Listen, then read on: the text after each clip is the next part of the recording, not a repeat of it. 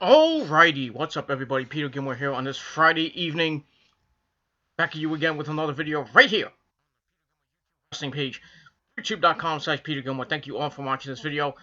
Like this video, hit that subscribe button down below on this channel and all my other channels, which are down below in the description box. And as always, friend me on Facebook, follow me on Twitter. Do it now! And tap that bell, turn on all my notifications so you never miss an upload. And that's it. Alrighty.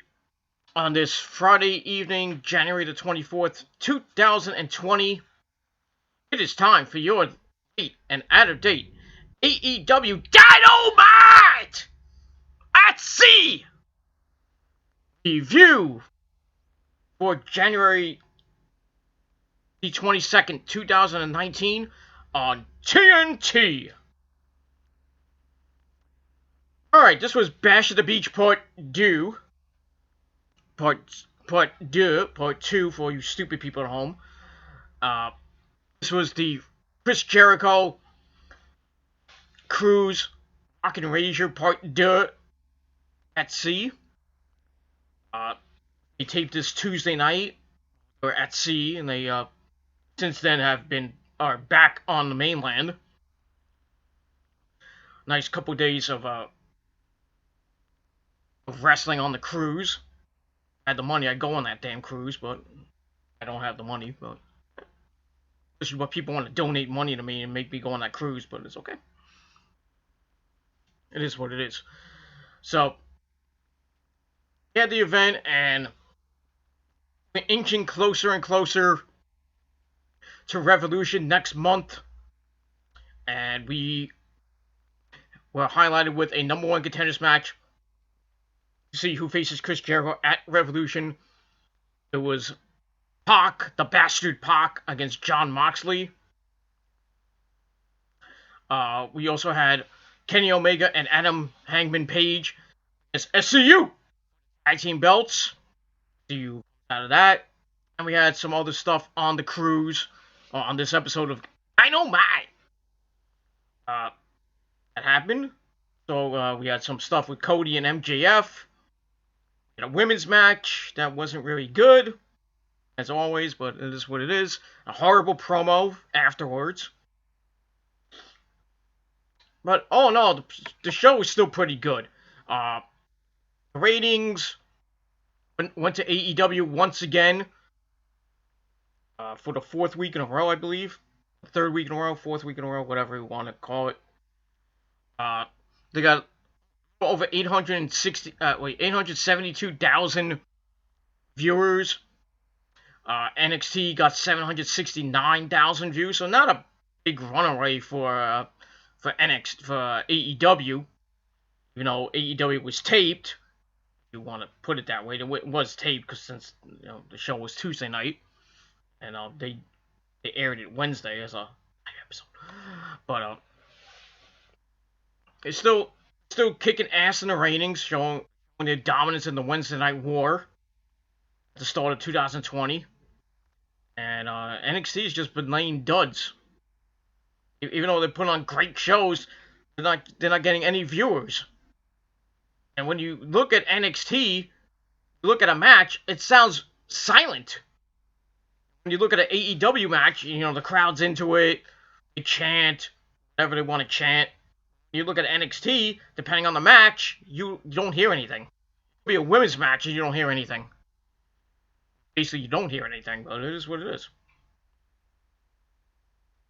So NXT just can't solve AEW right now. And AEW's kicking off 2020 with a bang in the ratings, and probably going to continue on for the next couple weeks. WrestleMania's coming up for WWE, and NXT's got TakeOver coming up, so they got to put on some good shows to get the people invested in wanting to see NXT TakeOver Portland on February the 16th. And right now, like I said, they've been putting on some pretty good shows, but not getting anything, not even sniffing 1 million views. They haven't sniffed 1 million views since, I believe, when they first came on USA. That was way back in September. Ever since then, they've been getting like 800,000, 750,000, 600,000, 500,000. Ever since that Christmas episode, they got like was 900,000 views, somewhere around almost a million views. They just went downhill. The tank just went bye-bye. And then when AEW came up with their first episode of the year, had almost a million views. I think it set the tone for what this year is going to be for the Wednesday Night Wars. And that's all I got to say about that. So AEW kicking some ass. That's all I got to say about that. Alright, let's get to the show. Let's not waste any more time. We start off the night with the tag team titles. We got SCU, Scorpio Sky, and Frankie Kazarian with the Admiral, the Almighty, whatever you want to call him, the Fallen Angel, Christopher Daniels at ringside. Taking on Kenny Omega and Hangman Adam Page. This was a good match, a great match to open the show. Mutual respect from all parties. That's all on being the elite. Elite. And I hear noises in my house. My house is haunted. So anyway, like I said, this was a great match to start. Starts with Kaz and Page knocking up, working in the ropes. Page works in some counters. Kaz then grounds her for a little bit. And then they get to the Page gets to his feet. Kaz keeps control with a shoulder tackle, grounds some, pounds some things, some more.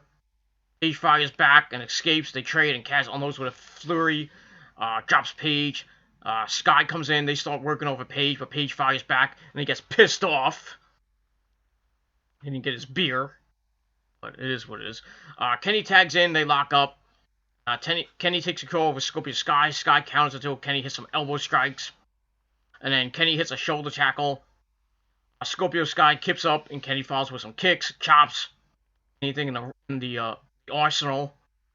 Sky avoids the charge, but Kenny hits the Katuro Crusher for a near fall. Tags in Page. Takes out Kaz and follows up with some chops on Scorpio Sky. Hits a four-way slam. And then Kaz tags in, and they all go at it. The champions take control. Kaz hits a springboard leg drop for a near fall. They double team Adam Page, isolating him in the corner for a while. Kaz plants Page on his head with a German suplex. Kenny makes the save. Get this out of the way. And they get rid of him. And they take over again. They work over Page for a while. And then both men are down. Page gets the hot tag to Kenny. Scorpio Sky comes in. Kenny runs around with some chops and some strikes. And then a Hurricane Rana and a Snapdragon suplex. And a Fisherman's Buster for a near fall. It's You Can Escape for a near fall. Page takes out Kaz on the floor. Then he hits a Buckle Bomb and the Sky High near fall. Also the V trigger and missed. Scorpio tries for a German suplex. Kenny counters it. Hits the knee strike. Scorpio counters One-Winged Angel. And falls with a Hurricane off the ropes. Page comes in with a buckshot lariat and levels Kenny. Oops. And Scorpio dumps him. He hits a TKO to Kenny, but only gets 2 out of that. Kaz then hits a diamond cutter on Page on the ramp. Ow. Then they double team Adam Page. They cover him for a near fall. Go for SCU later. It gets cut off by Adam Page. Then he hits the V trigger, and him and Scorpio Sky are down. The crowd's going nuts. Kenny tags in Adam Page, trades with Kaz. He hits a rolling lariat for a near fall. Kaz comes back. Go up top. Page follows him up, follows with an avalanche 4-way slam. Tags in Kenny. They take out Scorpio Sky. Then they double team Kaz. Kenny hits a Snapdragon suplex to Scorpio Sky. And then Tiger Driver 98. But Kaz kicks out at 2. And Kenny goes for the V trigger. Scorpio Sky cuts it off. Then he hits SCU later. Look to have the match won and retain the titles, but Kenny kicks out of it. Shocking. Adam Page comes back in and does some strikes to both men. Dumps Scorpio Sky to the outside. Then he hits the rolling lariat. And then the buckshot lariat to Scorpio Sky on the ramp. And then he comes back, hits the buckshot lariat on Kaz. And he goes for the pin. 1, 2, 3. We have new tag team champions and Kenny Omega and Hangman Adam Page to get the win. And the ever-growing storyline with Kenny and Adam Page, they're at each other's throats one week. They're on the same page. Now they're going back to them not being on the same page a little bit. Adam Page is still getting frustrated that he's not getting the admiration and love from Kenny and the Bucks. And I think it's gonna eventually turn in the next couple of weeks because they're gonna lose the belts probably back to SCU or maybe to the Dark Order. And the Dark Order's gonna go on a nice little run with the belts. And Kenny's gonna turn on, well, not Kenny. Page is gonna turn on Kenny. Kenny's gonna get pissed off, and then Hangman Page is gonna challenge him to a match at Revolution. The match happens, and Kenny puts over Adam Page, and Adam Page starts his nice run in 2020. I think he's gonna be the breakout star of the year for AEW. Mark my words, I think he will be the breakout star for AEW in 2020. I think he'll have a great year. Maybe get the AEW World Title. I don't know, but we'll see what happens with that. So we get that. So Page and Omega get the belts. So you had a nice little run with the belts, a nice couple-month reign. Not many title defenses. I think they only had 2. I think one was against the Lucha Brothers, and I think the other one's against the Best Friends. That was it. They didn't really have much, really anything to write home about with their title defense. And that was it.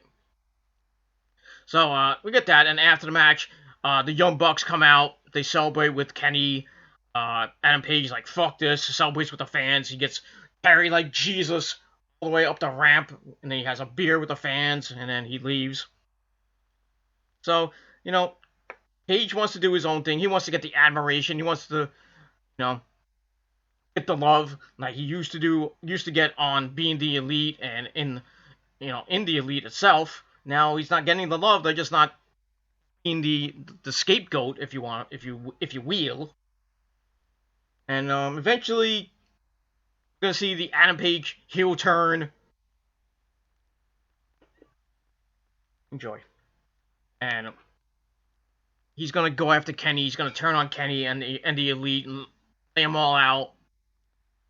Then I think one by one, he's going to take out the Elite. He's going to take out Kenny first. Then he's going to take out the Bucks after that. And maybe Cody after that, too. But we'll see what happens with that. So, match was great. I gave it 4 out of 5 stars. It was an awesome match. And congratulations to Adam Page and Kenny Omega, and we'll see what happens in the next couple weeks with them as the champs. I do see SCU getting a title rematch. Maybe, I don't think it'll be next week. I think it'll be in the next couple weeks. Right by the time they go to Atlanta, they'll get a rematch, and I think that's when Adam Page will turn on Kenny in Atlanta 10 days before Revolution. And then they'll announce the match probably that same episode. Or they'll announce it like a couple days before Revolution happens. And like I said, I think Kenny will put over Adam Page at Revolution. And Adam Page will just continue his 2020 on a winning note. He's already 4-0 in 2020. So his winning ways are starting. And Kenny's undefeated as well in 2020, but that's going to change. as everything does change in 2020. I mean, even though we're 24 days into 2020, 3 weeks into, almost 4 weeks into 2020, and things have already gone from bad to good in America. That's all I gotta say about that. And we move on. All right, match number 2, we had Britt Baker, DMD, otherwise known as Britt Baker, baby, taking on the debuting Priscilla Kelly. Yeah, that Priscilla Kelly, Miss Tampon. She's sporting red hair. I swear to God, I thought it was Eva Marie for a second. I was like, what the hell is Eva Marie doing in AEW? Go figure, but, a new look for Priscilla Kelly with her hot red hair. What's up with women and hot red hair? I mean, it's good looking and everything, but, it's just something I don't get, but it is what it's like. It's not like Rosa's gonna come out with hot red hair. I mean, that'll be weird. I mean, she has auburn red hair now. She got that hair dye and everything, changing her hair from brown to auburn red. Likes that color. They don't make that color that much anymore. Certain brands don't have it. So she likes to change her hair up a little bit. Look good. Still looks good for all you men out there. But she's mine, bitch! So, too bad for you. Go get yourself a hooker. Play with yourself. Because you're not going to get anybody hotter as Rosa. That's all I got to say about that. So, anyway. Match happens, and it was a great. They lock up, and Baker takes control. And grounds some things. And then Baker cradles Priscilla for a near fall. Takes it back down with a slam. Covers for a near fall again. And then they go back and forth for a while. Basically, Priscilla Kelly was getting the crap beat out of her, but she got some moves in here and there. In the end, Britt Baker hits a super kick, and then transitions into the lockjaw. Priscilla got the ropes, but then Britt Baker kicked the ropes and rolled over right back into the lockjaw with the hand in the mouth. And Paul Turner's like, "You can't do that!" And he let it go anyway.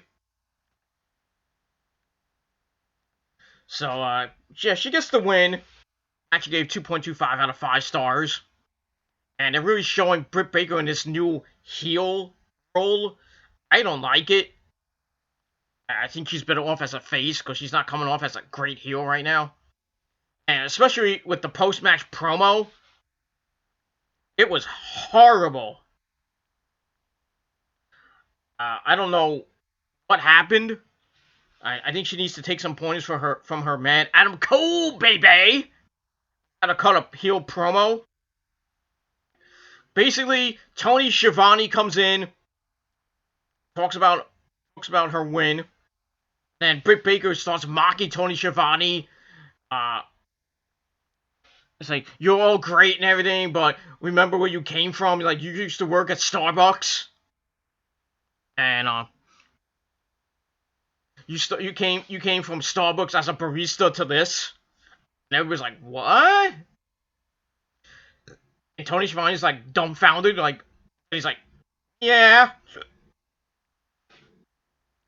And then she's like, I'm a role model. This is my full-time job. I'm the hottest woman on the boat. I doubt that. She's smart, educated, and brilliant, as well as a dentist.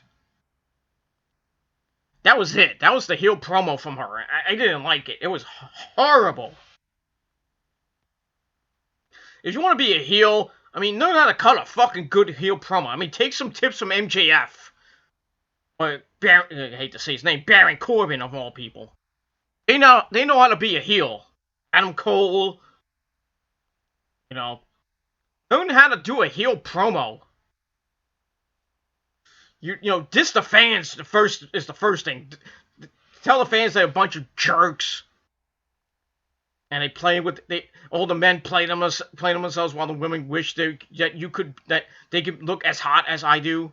She kind of did that, but I'm every man's desire, every woman's worst nightmare,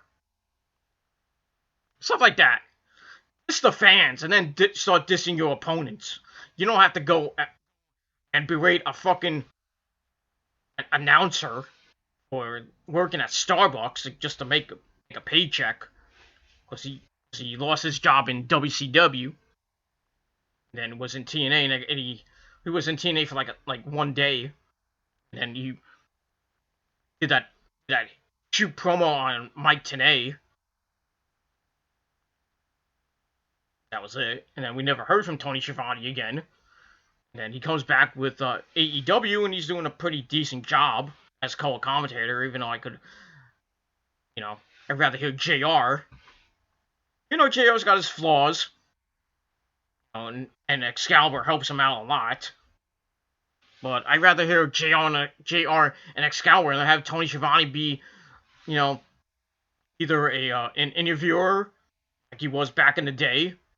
He transitioned to a announcer with JR in the old NWA WCW days. Have him be an announcer or do what he does on, in the control center on YouTube.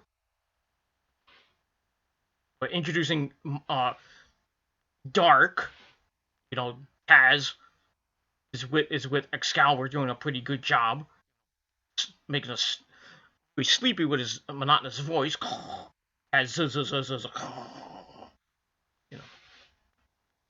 So we get that. But Britt Baker cut a bad promo, and this is not how you start off as a heel. But, I'm going to give it a little bit of time, maybe another week or two, and see how everything comes up.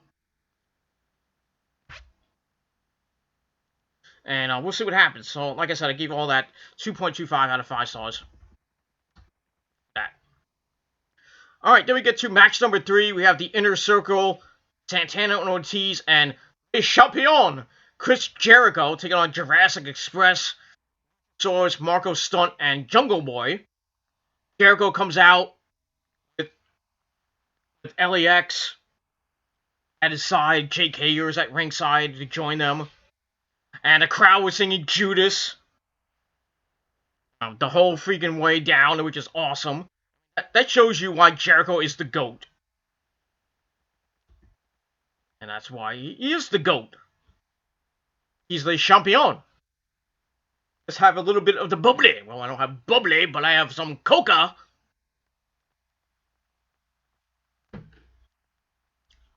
A little bit of the coke. But I digress.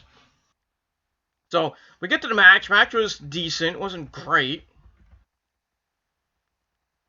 It wasn't that good. I mean, it was good. It was not great, but good.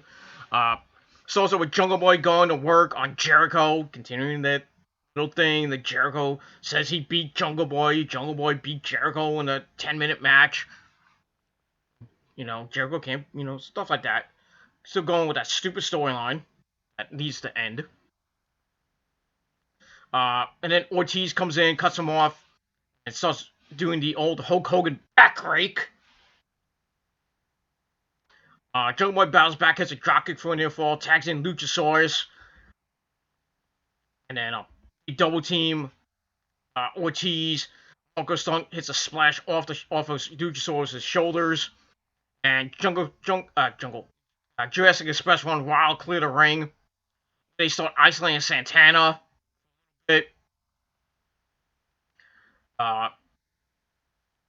Santana fires back, and then the Inner Circle attack. They cut him off. Jericho tags in. They take the heat on Jungle Boy. They start working over Jungle Boy for a while. As they go to break, we come back. Jericho still in control, grounding and pounding Jungle Boy. Jungle Boy counters into a cradle for a near fall, but Jericho falls back with a clothesline.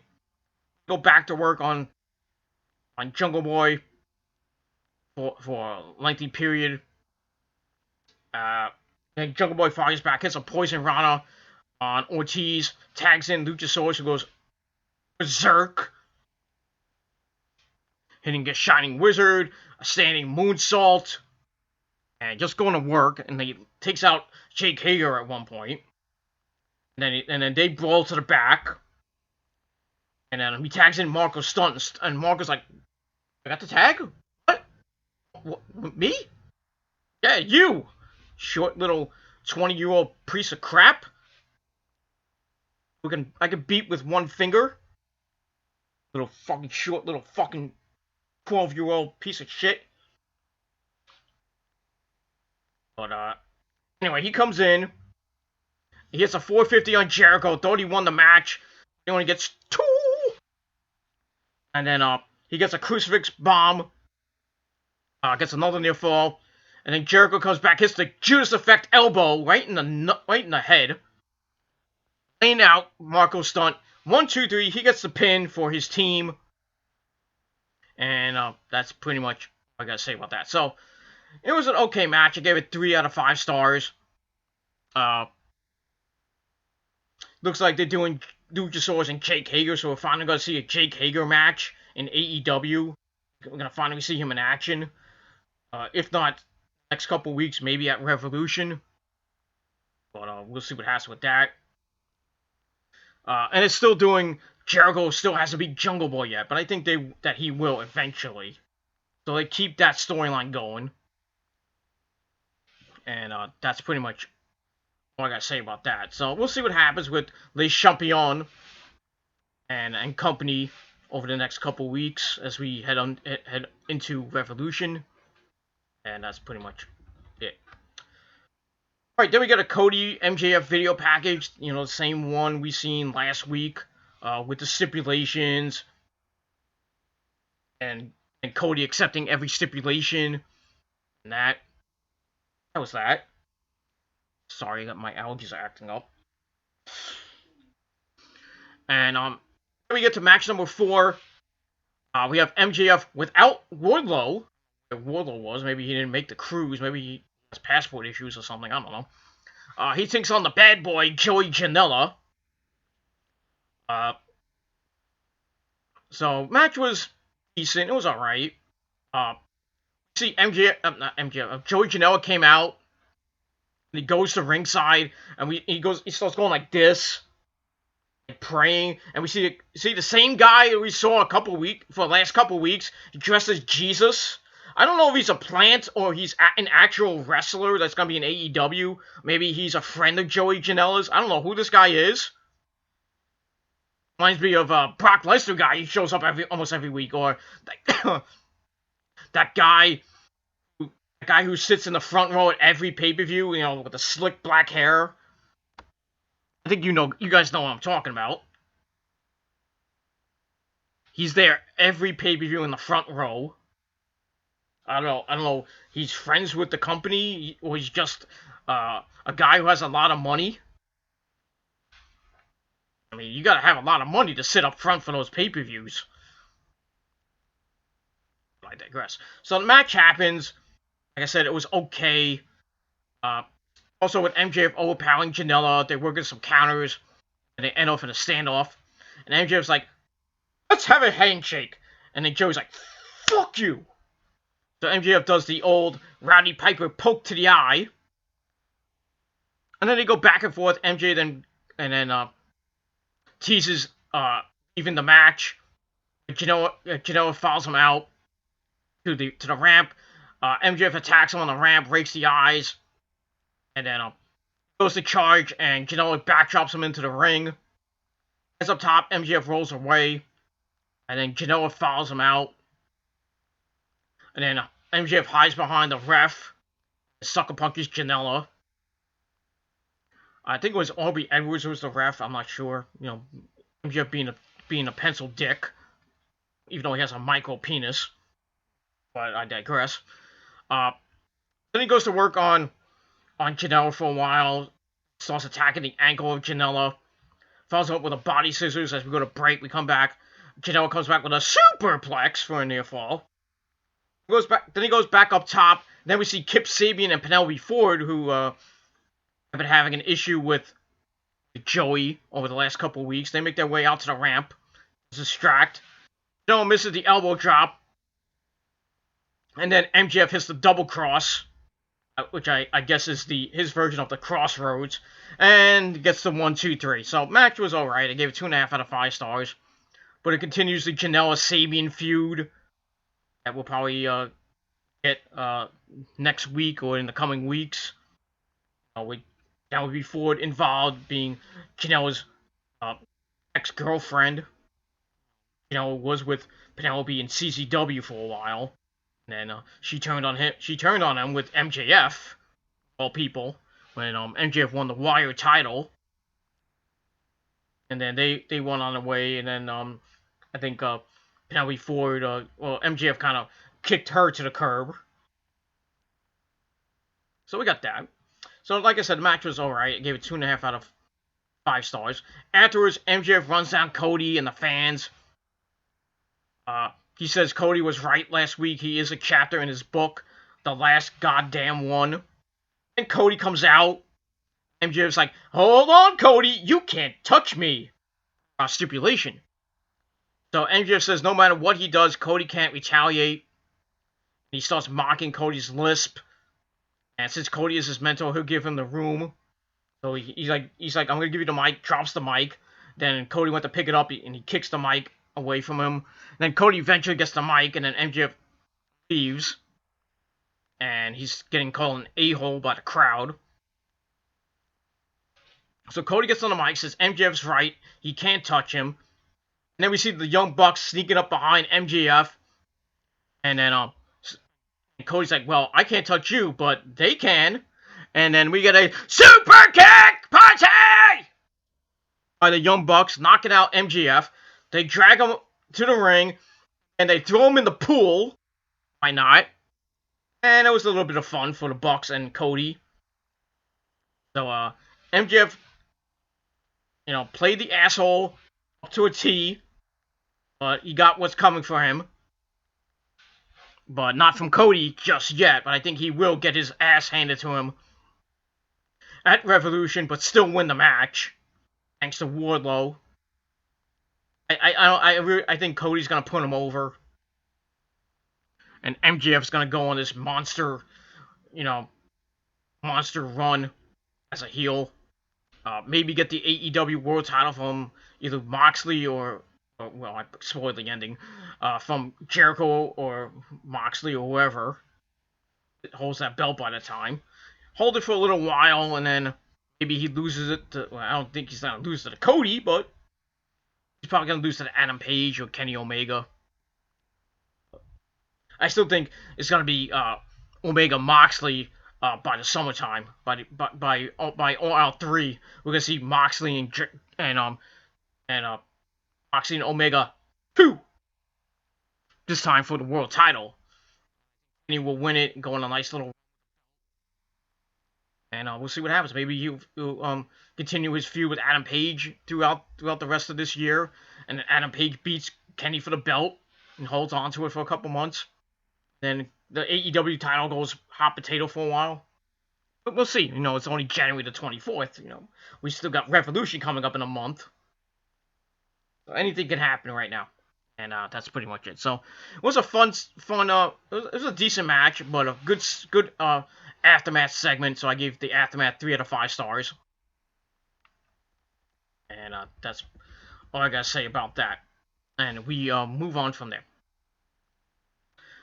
All right. After that, we get an interview with the new tag team champions Kenny Omega and Adam Page, Tony Schiavone, Shivani, Maloney, whatever you want to call him. He interviews them. And he says he did something special and he never saw it coming. I beg to differ with that one.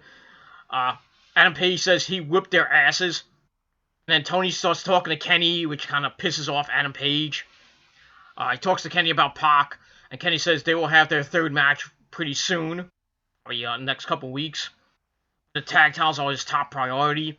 And then the Young Bucks arrive. They congratulate him. And Page says they won the belts before them. And then he drinks a beer and starts laughing, and then he leaves.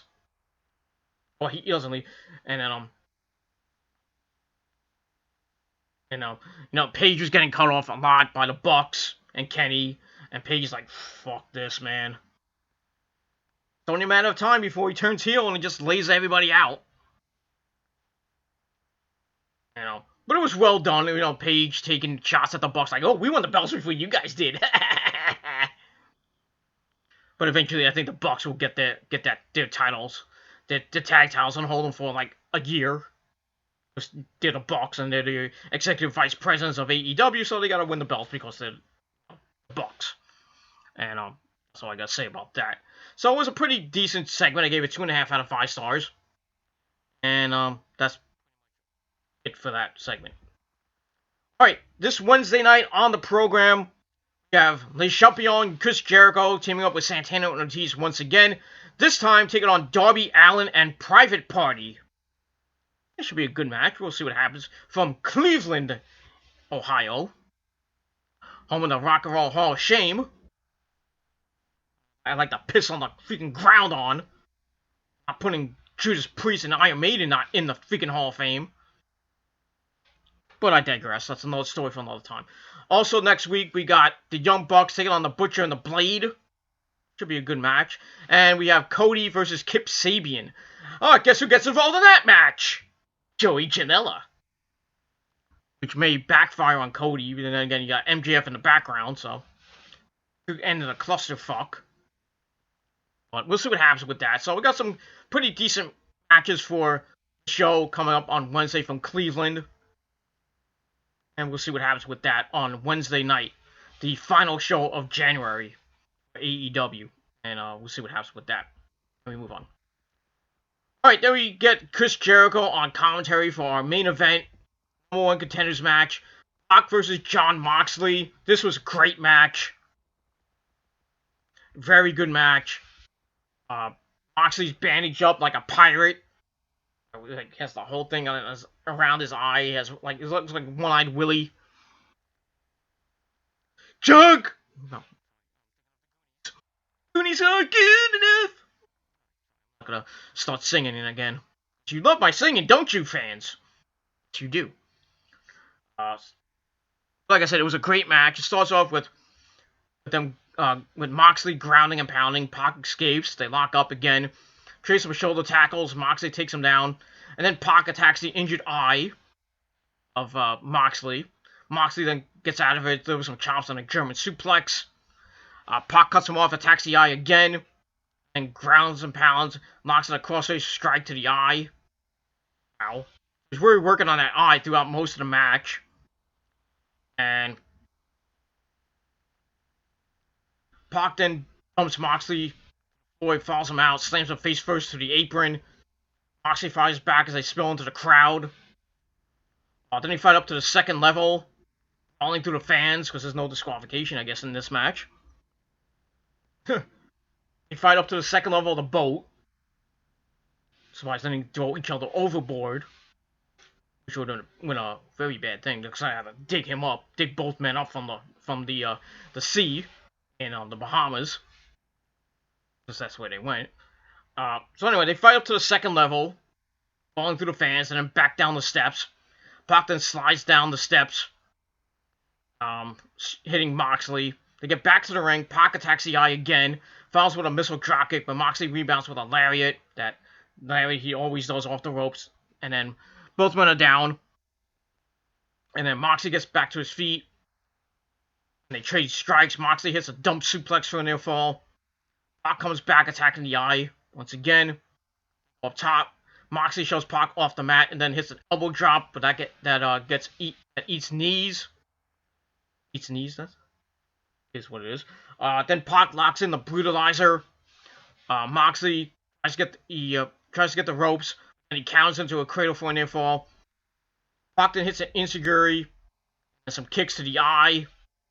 Basement dropkick for a near fall. Goes up top looking for the Black Arrow. Misses, and Moxley gets the knees up and then cradles him for a near fall. Pac and goes back to work on the eye. German suplex, heads back up top. Goes back for the Black Arrow once again. He misses again. And then Moxley gets up, runs into a super kick. But rebounds into the Death Rider for a near fall. Pac goes to the floor. Moxley follows him out, throws him back in, heads up top. Pac cuts him off with a superplex, knocks in the brutalizer. Looked to have the match won, but Moxley fights out of it, makes the ropes with his feet. And Pac picks up Moxley, rips off the bandage, and we see blood coming from his head. He still has a bandage over his eye like this. So we see blood. Like that. beating up on Moxley. Moxley then clears him up for 2. Then he picks him up, hits the Death Rider again. And then, for good measure, hits a second one, this time elevated. And he drops him on his head. And 1, 2, 3, Jon Moxley becomes the new #1 contender, rightfully so. He had to win to set up the match at Revolution, where he most likely will win the belt from Jericho, ending his 6-month reign as champion. So no more Le Champion, no more bubbly after Revolution. So Moxley will win and go on a nice run. And then we'll probably see Kenny and Moxley at whatever the next pay-per-view is. Probably be... I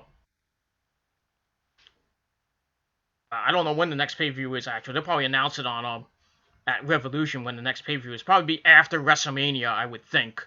Because they're not going to do a WrestleMania weekend. There's so much going on that weekend. GCW, Ring of Honor, Supercard of Honor 13. Or 12 or 13, I don't know what number it's up to now.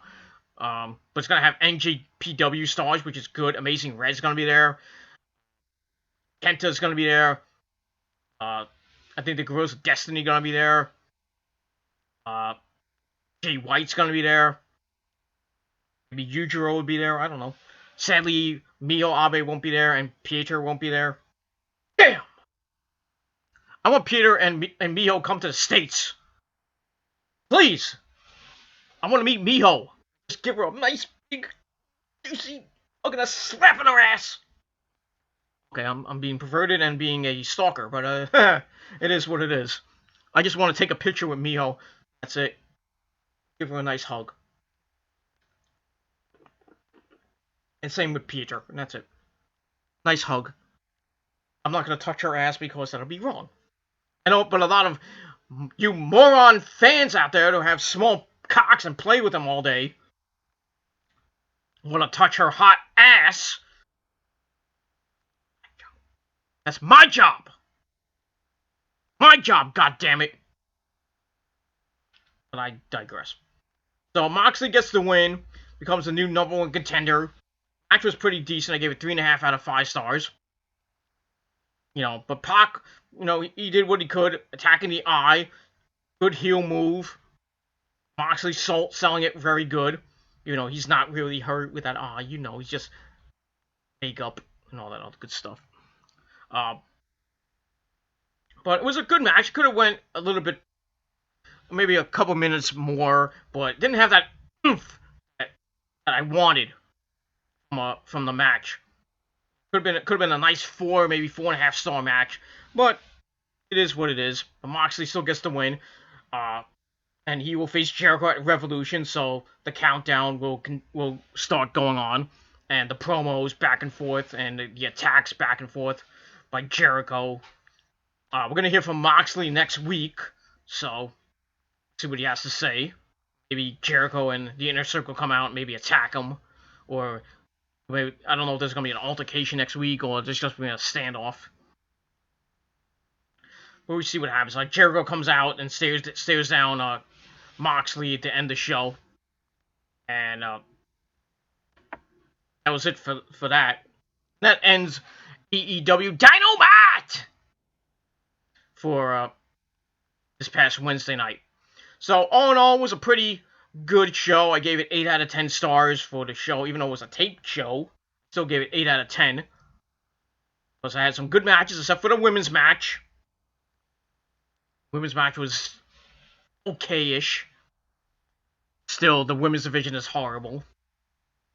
And Kenny and Rio actually teamed up on the cruise for the first time. A lot of people saying Kenny and Rio were going out. I don't. So I never heard that. I wouldn't blame Kenny because he's bisexual. I wouldn't blame Kenny for banging Rio, that 22-year-old Rio. Yeah, she's 22. Kenny's like 30-something. Go figure. Go figure. Kenny's plowing some ass. more ways than one. But I digress. Anyway, enough about that. So, the Jericho Cruise happened. It was a pretty good show. Like I said, 8 out of 10 stars. They're doing one next year, so we'll see another one next year in 2021. in, I believe it's in February this time next year. So get that. Maybe some good stuff happening next year, but that's next year.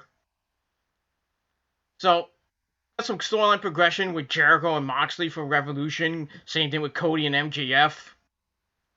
And the ever-growing Adam Page, Kenny Omega, Bucks storyline continues on. We'll see what happens this Wednesday night. But all in all, a great show. AEW, they continue to impress in the ratings. You know, they went down this week. They went down again this week.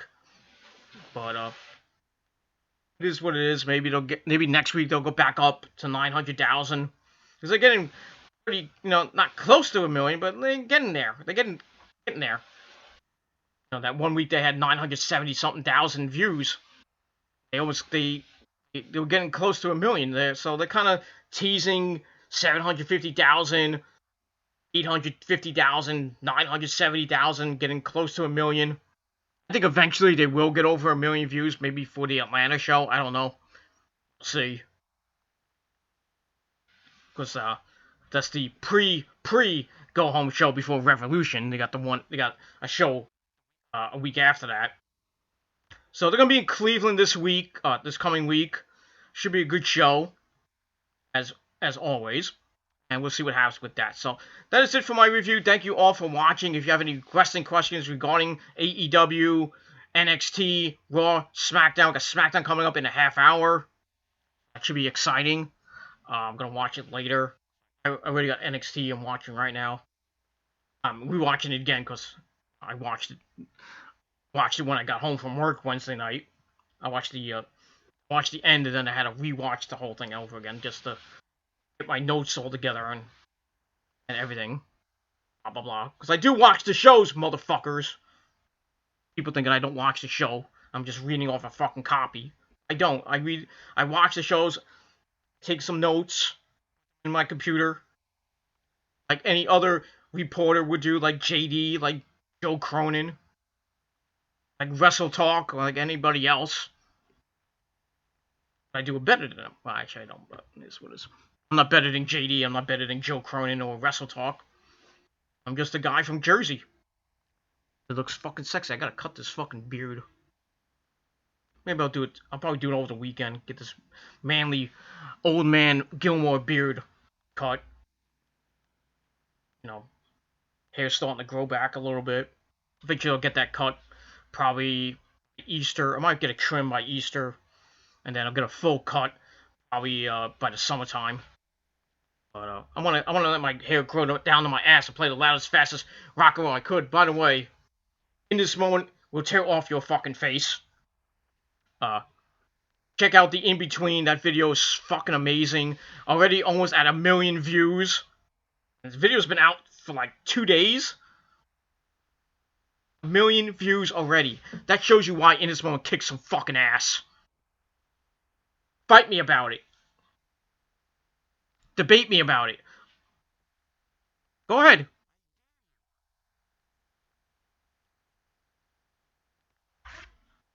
The album comes out March 27th. I can't wait. I already pre-ordered it. I'm going to get my tickets to the April 1st show in New York City in a couple weeks. Still have tickets available, thankfully. Hopefully I don't miss out because tickets are going fast.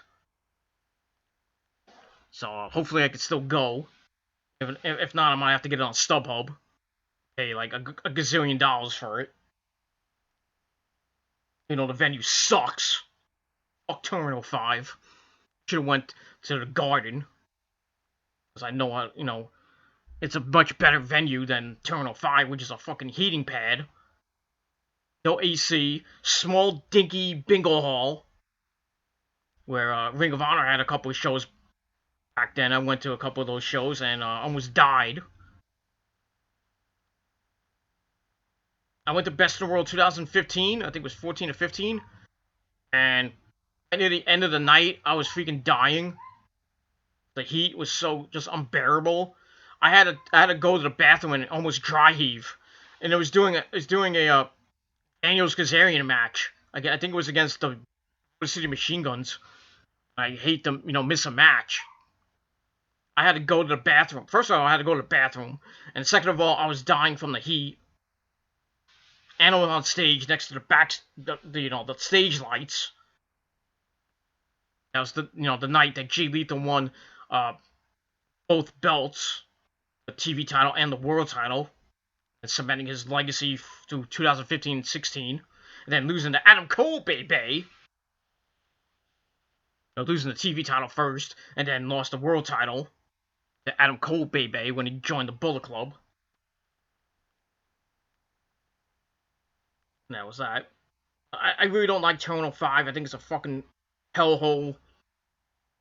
I know, it used to be a club.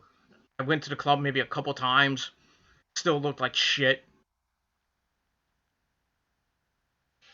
It's a fucking horrible venue.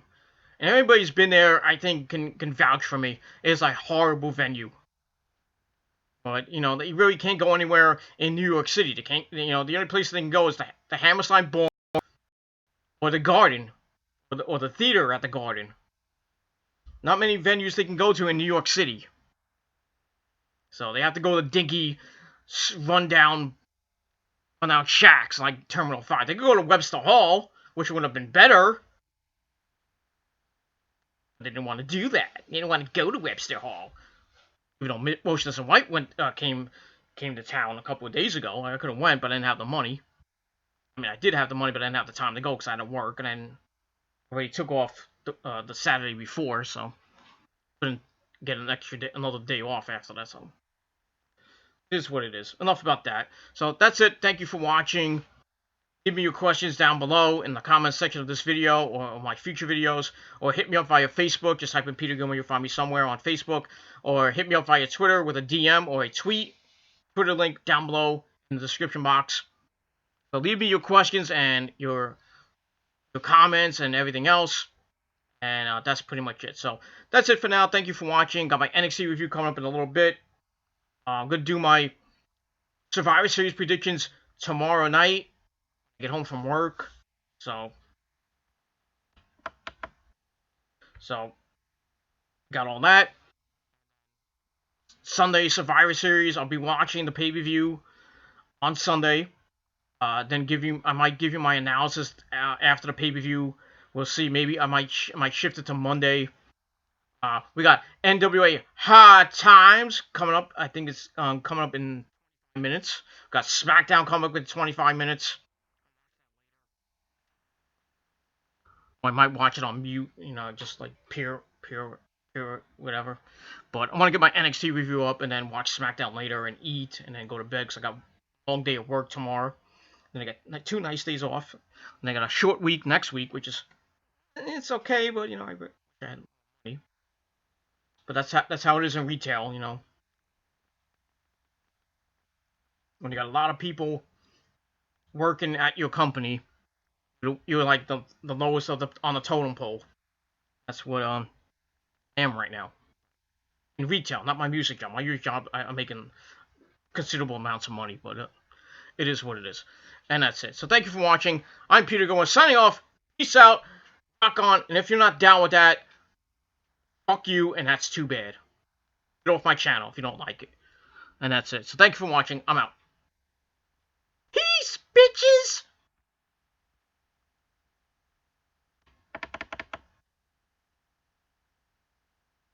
So, 100% yet?